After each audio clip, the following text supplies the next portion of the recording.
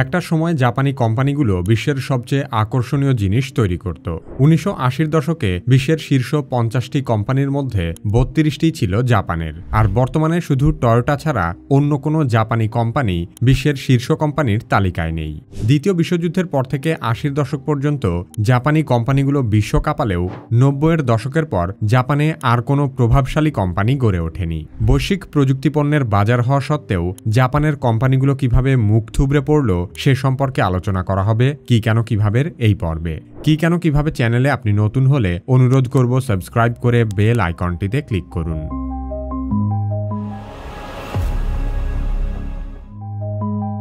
দ্বিতীয় বিশ্বযুদ্ধের শেষে জাপান একদম ধ্বংসের দ্বারপ্রান্তে পৌঁছে গিয়েছিল। পারমাণবিক হামলার শিকার হয়ে জাপানের শুধু লাখ লাখ মানুষই মারা যায়নি, সেই সাথে নিঃশেষ হয়ে গিয়েছিল দেশটির অর্থনীতি।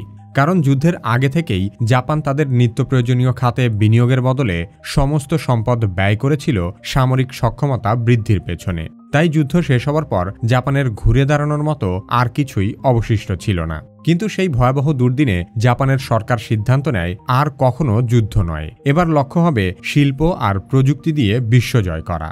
অতীতে জাপানের মূলমন্ত্র ছিল ধনী দেশ, শক্তিশালী অর্থনীতি। সেই স্লোগান বদলে তারা ধারণ করে ধনী দেশ, শক্তিশালী কোম্পানি। এই ভাবনা বাস্তবায়নের দায়িত্ব দেওয়া হয় আন্তর্জাতিক বাণিজ্য ও শিল্প মন্ত্রণালয় বা MITI নামের নতুন একটি সংস্থাকে। MITI বুঝে শুনে ইস্পাত, জাহাজ নির্মাণ, ইলেকট্রনিক্স এবং অটোমোবাইলের মতো এমন সব খাতকে সহায়তা করত যেগুলো বিশ্বজয় করতে পারে। এছাড়াও তারা fiscal investment and loan program বা FILP নামে এক অভিনব বিনিয়োগ পদ্ধতি চালু করে। সাধারণ জাপানি নাগরিকদের সঞ্চয় ও পেনশন থেকে এই তহবিলের অর্থ সংগ্রহ করা হতো, যা সম্ভাবনাময় কোম্পানিগুলোকে বাজার মূল্যের চেয়ে কম সুদে ঋণ হিসেবে দেওয়া হতো। সে সময় বিদেশি কোম্পানিগুলোকে সরাসরি বিনিয়োগে বাধা দেওয়া হলেও তাদের কাছ থেকে প্রযুক্তি শেখার সুযোগ রাখা হয়। ফলে জাপানি কোম্পানিগুলো কোনো ধরনের প্রতিযোগিতা ছাড়াই নিজেদের দক্ষতা বাড়াতে থাকে। এমনকি যেসব কোম্পানি ঋণ লাভের অযোগ্য বলে বিবেচিত হতো সেসব কোম্পানিকেও আরও উন্নত করার জন্য সরকারিভাবে সহায়তা করা হতো। জাপানের সেই শিল্প বিপ্লবের সময় সবচেয়ে উল্লেখযোগ্য সাফল্য অর্জন করেছিল আকিও মোরিতা ও মাসারু ইবুকা নামের দুইজন উদ্যোক্তা। তারা হলেন বিশ্বখ্যাত জাপানি কোম্পানি সনির প্রতিষ্ঠাতা। সনির প্রথম পণ্য ছিল একটি বৈদ্যুতিক রাইস কুকার, যা পুরোপুরি ব্যর্থ হয়েছিল। ১৯৫০ সালে তারা তৈরি করে জাপানের প্রথম টেপ রেকর্ডার, সেটিও তেমন জনপ্রিয়তা পায়নি।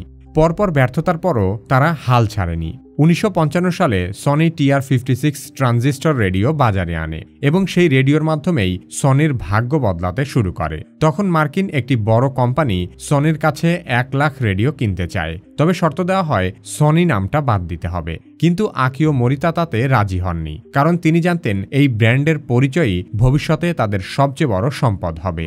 মোরিতা যখন প্রথমবার যুক্তরাষ্ট্র সফরে যান তখন একজন উপদেষ্টার পরামর্শ তিনি মনে প্রাণে ধারণ করেন। তিনি মোরিতাকে বলেছিলেন, সবচেয়ে সস্তা হোটেলের ভালো রুমে নয়, বরং সবচেয়ে ভালো হোটেলের সস্তা রুমে থাকো। তার মানে মানসিকতায় কখনো ছোট হয়ে থেকো না। সেই শিক্ষাই সনির ভবিষ্যৎ বদলে দিয়েছিল। পরবর্তীতে পশ্চিমা বিনিয়োগকারীরা সনিকে গুরুত্বের চোখে দেখতে শুরু করে। ১৯৭৯ সালে মোরিতা ঝুঁকি নিয়ে বিশাল অঙ্কের টাকা বিনিয়োগ করেন ছোট্ট একটি পোর্টেবল মিউজিক প্লেয়ারে, যার নাম দেওয়া হয় ওয়াকম্যান। শুরুতে সবাই ভেবেছিল এটিও ব্যর্থ হবে, কিন্তু কয়েক বছরের মধ্যেই ওয়াকম্যান বিশ্বজুড়ে এক সাংস্কৃতিক আইকনে পরিণত হয়। ১৯৮৩ সালের মধ্যে ৫ কোটি ওয়াকম্যান বিক্রি হয়। বিশ্বব্যাপী ডিভাইসগুলো এতটাই ব্যবহৃত হয়েছিল যে বহুল ব্যবহারের কারণে ওয়াকম্যান শব্দটি অক্সফোর্ড ডিকশনারিতেও জায়গা করে নেয়, যার ফলে সনি হয়ে ওঠে জাপানি ইতিহাসের সবচেয়ে সফল কোম্পানি।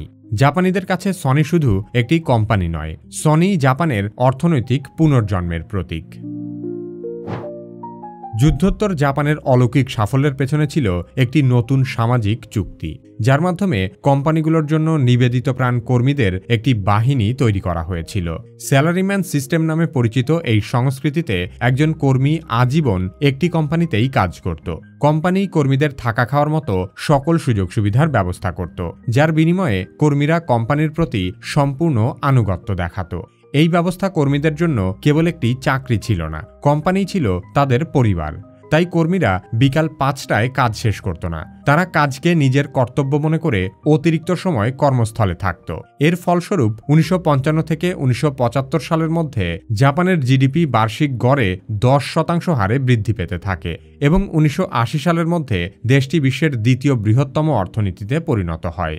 তবে যে ব্যবস্থার ফলে সনির মতো প্রতিষ্ঠান গড়ে উঠেছিল সেটি পরবর্তীতে পতনের কারণ হতে শুরু করে। 1980 দশকের শেষের দিকে জাপান বৈশ্বিক পুঁজিবাজারের 45% নিয়ন্ত্রণ করত, কিন্তু এই সময়ে মানব ইতিহাসের সবচেয়ে বড় রিয়েল এস্টেট বাবল শুরু হয়, যা কোম্পানির কর্মক্ষমতার সঙ্গে খুব বেশি সম্পর্কিত ছিল না। তখন শুধুমাত্র বসবাসের জন্য নয়, বরং লাভের জন্য জাপানিরা অতিরিক্ত অর্থ রিয়েল এস্টেটে বিনিয়োগ করতে শুরু করে। জাপানি ব্যাংকগুলোও জমির মালিকদেরকে নির্বিচারে প্রচুর ঋণ দিতে শুরু করে। এর ফলে মাত্র 30 বছরে জাপানের জমির দাম 5000% বেড়ে যায়। তখন টোকিওর রিয়েল এস্টেটের দাম নিউ ইয়র্কের ম্যানহাটনের চেয়েও 350 গুণ বেশি ছিল। সব মিলিয়ে সফল কোম্পানিগুলোর রফতানি থেকে আসা বিপুল পরিমাণ বৈদেশিক মুদ্রা জাপানের ফাঁপা রিয়েল এস্টেটে চলে যাওয়ার মাধ্যমে জাপান আসলে তাদের অর্থনৈতিক সমৃদ্ধি হারাতে শুরু করে। জাপানের কেন্দ্রীয় ব্যাংক রিয়েল এস্টেট খাতের এই পাগলামি দেখে আতঙ্কিত হয়ে পড়ে। তখন তারা সুদের হার দ্রুত বাড়িয়ে দেয়। একই সময়ে দেশটির অর্থ মন্ত্রণালয় রিয়েল এস্টেটকে লক্ষ্য করে ঋণ দেওয়ার সীমা আরোপ করে এবং নতুন কর ব্যবস্থা চালু করে। এতে ভালোর বদলে উল্টো জাপানের আবাসন খাতে ধস নেমে দেশের অর্থনীতিকে আরও বিপর্যস্ত করে তোলে। সেই ধাক্কা জাপানের অর্থনীতি এখনও পর্যন্ত পুরোপুরি কাটিয়ে উঠতে পারেনি। 1990 সালের দিকে জাপানের সম্পত্তির মূল্য একেবারে ধসে পড়তে শুরু করে।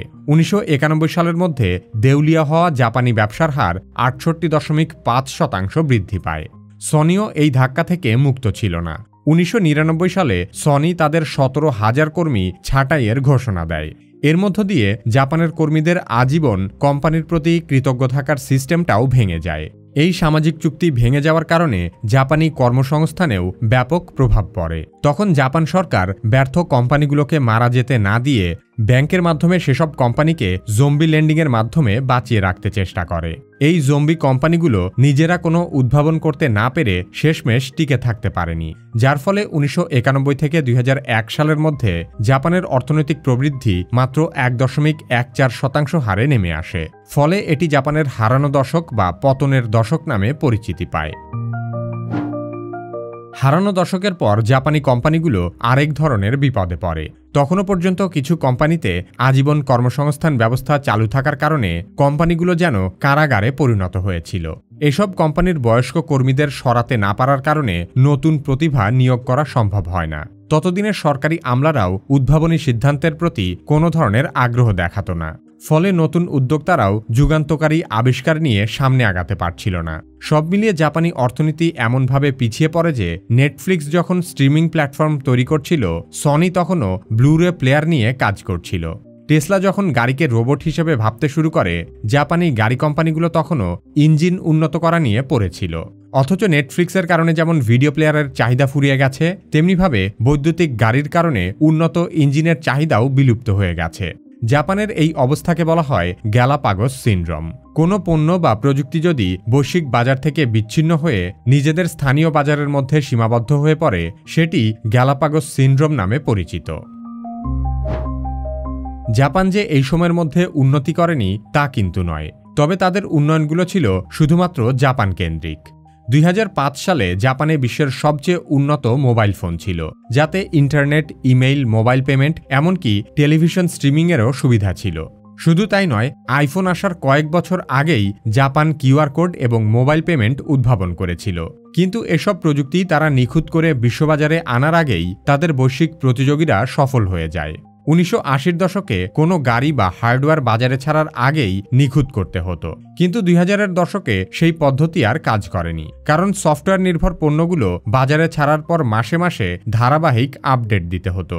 তাই তখনও জাপানিদের পণ্যকে নিখুঁত করার প্রবণতা এক ধরনের প্যারালাইসিসে পরিণত হয়, যার ফলে 2000 থেকে 2012 সালের মধ্যে সনির মূলধন প্রায় 80% কমে যায়। তারা ফ্ল্যাট স্ক্রিন টিভিতে স্যামসংয়ের কাছে হেরে যায় এবং স্মার্টফোন বিপ্লবও মিস করে ফেলে। একসময়কার এলসিডি টেলিভিশন প্রযুক্তির পথিকৃৎ শার্প 2016 সালে তাইওয়ানের ফক্সকনের কাছে বিক্রি হয়ে যায়। তখনকার জনপ্রিয় আরেকটি কোম্পানি তোশিবাও একটি বিশাল অ্যাকাউন্টিং কেলেঙ্কারিতে জড়িয়ে পড়ে। তারা 7 বছরে $1.2 বিলিয়ন ভুয়া মুনাফা দেখিয়েছিল। সব মিলিয়ে 2000 সালের মধ্যে জাপানের বৈশ্বিক কর্পোরেট চ্যাম্পিয়নরা তাদের অতীতের কঙ্কালে পরিণত হয়। জাপানের অর্থনীতিকে এমন নীরব পতন থেকে টেনে তুলতে 2000 সালে জাপান সরকার 5 বছর মেয়াদী একটি উচ্চাভিলাষী স্টার্টআপ ডেভেলপমেন্ট পরিকল্পনা চালু করে, যার লক্ষ্য হল 2027 সালের মধ্যে 100টি ইউনিকর্ন কোম্পানি তৈরি করা। যেসব স্টার্টআপের মূলধন $1 বিলিয়ন বেশি তাদের ইউনিকর্ন কোম্পানি বলা হয়। সাম্প্রতিক সময়ে জাপান বিদেশি উদ্যোক্তাদের জন্য স্টার্টআপ ভিসা বাড়িয়েছে। এখনও পর্যন্ত জাপানে প্রায় 10,000 স্টার্টআপ এবং প্রায় 7-8টি ইউনিকর্ন কোম্পানিও তৈরি হয়েছে। তবে 100 ইউনিকর্ন কোম্পানির লক্ষ্য থেকে জাপান এখনও অনেক পিছিয়ে আছে। বিশ্লেষকরা ধারণা করছেন জাপানের এই পরিকল্পনাও নানা কারণে গ্যালাপাগোস সিন্ড্রোমে পরিণত হতে পারে। দ্বিতীয় বিশ্বযুদ্ধের পর জাপান যেমন ধ্বংসস্তূপ থেকে ঘুরে দাঁড়িয়েছিল, ঠিক একই রকম নাটকীয়ভাবে উত্থান ঘটে সিঙ্গাপুরের। 1965 সালে সিঙ্গাপুর মালয়েশিয়া থেকে স্বাধীন হবার সময় দেশটি ছিল এক পরিত্যক্ত বস্তি। সেই বস্তি থেকে সিঙ্গাপুর কিভাবে বিশ্বের শীর্ষ উন্নত দেশে পরিণত হলো সে সম্পর্কে জানতে চাইলে কি কেন কিভাবের এই ভিডিওটি দেখতে পারেন। আপনি যদি কি কেন কিভাবের মতো কন্টেন্ট তৈরি করতে চান তাহলে আপনাকে অবশ্যই সেরা কন্টেন্ট লেখা শিখতে হবে। কন্টেন্ট রাইটিং শিখতে চাইলে কি কেন কিভাবে একাডেমির কন্টেন্ট রাইটিং কৌশল কোর্সে ভর্তি হতে পারেন। কোর্সের লিংক ভিডিও ডেসক্রিপশন ও পিন কমেন্টে দেওয়া আছে।